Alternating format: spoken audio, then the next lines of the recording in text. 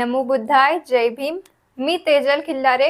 लोकज्योती मराठी या यूट्यूब चॅनलमध्ये आपल्या सर्व प्रेक्षकांचे मनापासून स्वागत.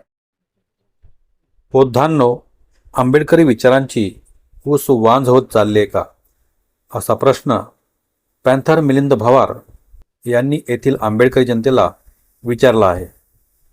ते म्हणतात, बुद्धिवंतांचा वर्ग ज्यांच्या मार्गदर्शनाकडे सर्वसामान्य समाज अपेक्षेने पाहत असतो, तो एकतर कमालीचा अप्रामाणिक असतो वा समाजाला योग्य दिशेकडे शिक्षित करण्यास कमालीचा उदासीन.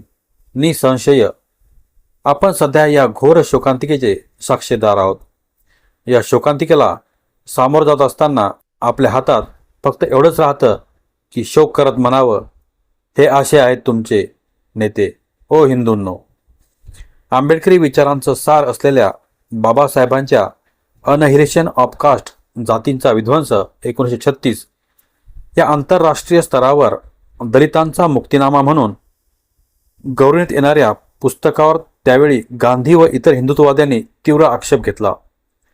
गांधींनी त्यांच्या हरिजन या पत्रिकेतून अनहिलेशन ऑफ कास्टवर जहरी टीका केली, तर बाबासाहेबांनी आपल्या सडेतोड युक्तिवादानं हिंदुत्ववाद्यांना नामोहरम केलं. हा उतारा बाबासाहेबांनी गांधीला दिलेल्या उत्तरातून घेतलाय. हा उतारा सध्याच्या बौद्ध समाजाला जसाच्या तसा लागू होत आहे.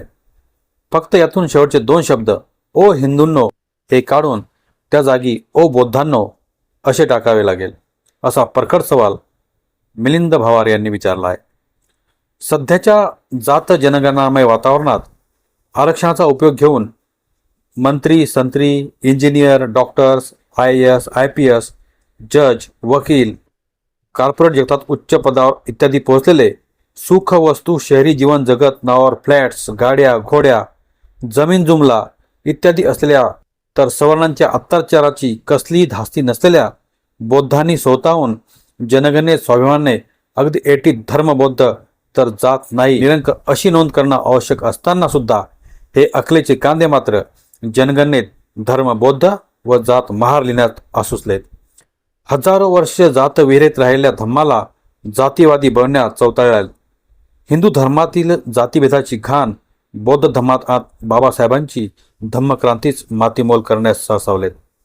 जनगणनेत बौद्ध महार न लिहिल्यास महारांची संख्या कमी होईल, त्यामुळे आरक्षणाची टक्केवारी घसरेल, दलिताच्या कल्याणार्थ आरक्षित असलेल्या शासकीय निधीत कमी येईल, दलित आदिवासी अत्याचार प्रतिबंधक कायद्याचा फायदा घेता येणार नाही, महार जातीची संख्या मांग जातीपेक्षा कमी भरल्यास आरक्षणात उपवर्गीकरणाने महारांना मांगापेक्षा कमी आरक्षण भेटेल, असे काही बाई भ्रम समाजात पसरवत काही बेअक्कल पत्रकार संपादकांना हाताशी धरत जनगणनेत धर्म बौद्ध आणि जात महार लिहिणं कसं कायदेशीररित्या बंधनकारक आहे अशा खोट्या प्रचाराची अक्षरशः रवाळ उठवून टाकले. साधी गोष्ट आहे, खेडोपाडी समाज अजून मागास आहे, त्यांना आरक्षणाची नितांत गरज आहे. सवर्णाच्या अत्याचारापासून त्यांना निश्चितपणे संरक्षण मिळालं पाहिजे. शासकीय उपाययोजना निधून त्यांचा आर्थिक विकास घडावा लागेल.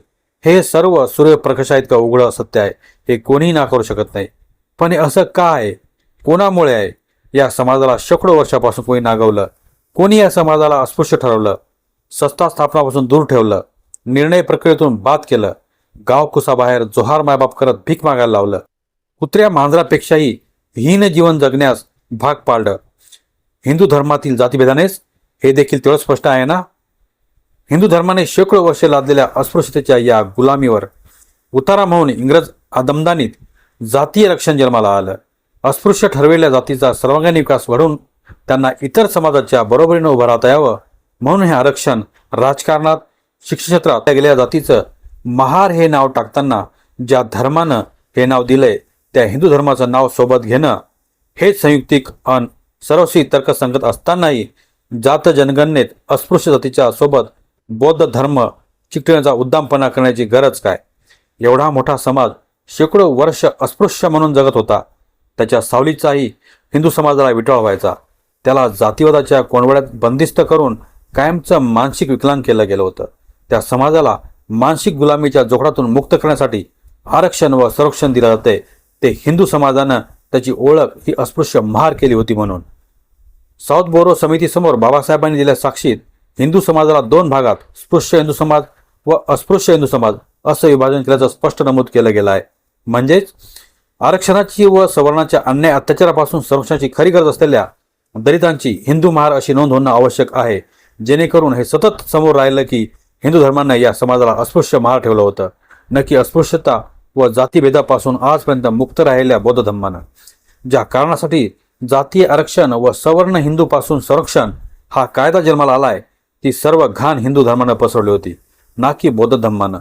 महार जातील आरक्षण हे महार जात अस्पृश्य गणल्या गेली होती म्हणून आहे, ना की हा समाज इतिहासात कधी काळी शूर, नागवंशी वा बौद्ध होता म्हणून.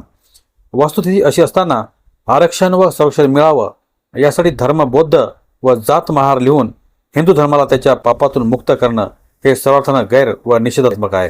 आरक्षण संरक्षण याची गरज नसलेल्यांनी फक्त बौद्ध बनावं, समाजातील तळागाळातील इतरांना योग्य ते मार्गदर्शन करत हिंदू महार म्हणून आरक्षण संरक्षणाची योग्य सोय मिळवून देत त्यांनाही आपल्यासारखं उच्च पदावर घेऊन जावं, जिथं पोहोचल्यावर त्यांनाही आरक्षण संरक्षण याची गरज उरणार नाही व ते स्वाभिमानी महार जात भिरकावून देत स्वतःला फक्त बौद्ध म्हणतील, अशी उपाययोजना करणं ही काळाची खरी गरज आहे.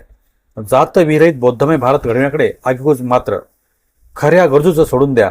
ज्यांना अजिबात आरक्षण संरक्षण याची आवश्यकता नाही, ते स्वतःच्या महार या जातीय कोशातून बाहेर पडण्याचे इच्छुक नाहीत, कारण त्यांना स्वतःच्या कुटुंबासाठी दुरुपयोग करून घ्यायचा असतो.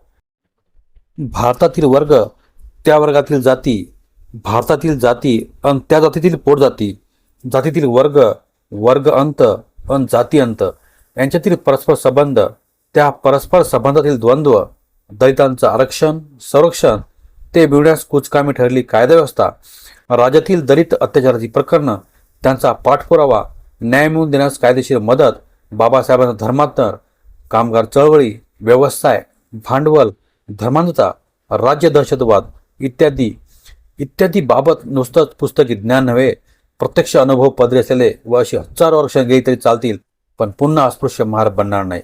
बौद्ध ही धार्मिक ओळख तर महार ही संविधानिक ओळख, अशी बिनबुडाची बाबासाहेबांच्या विचारात कुठूनही न बसणारी धारणा, जणू काही बाबासाहेबांनी बौद्ध म्हणून दिलेली ओळख ही अर्धवट आहे आणि म्हणून बौद्धांच्या संख्याबळ विषयी घोर लागलेली काळ.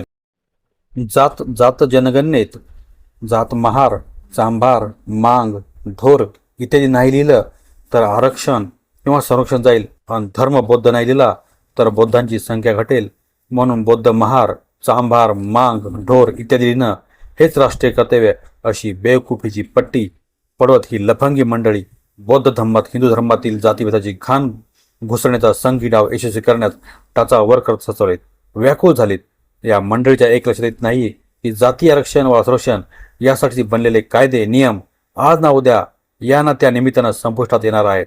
मात्र चिरकाल या वा कायमस्वरूपी राहणारा त्या बौद्ध धर्मात यांच्या नालायकपणामुळेच घुसळल्या गेलेल्या जातीपाती यांच्यातील जातीभेद आणि जातींनी कालंकित झालेला भारतातील बौद्ध धम्म दीक्षा घेण्याच्या आदल्या दिवशी 13 ऑक्टोबर 1956 रोजी घेतलेल्या पत्रकार परिषदेत बाबासाहेबांना एका पत्रकाराने प्रश्न विचारला की अस्पृश्य वर्गात देखील जातीभेद आहेत, बौद्ध धर्म स्वीकारल्यानंतरही जातीभेद कायम राहणार नाही कशावरून?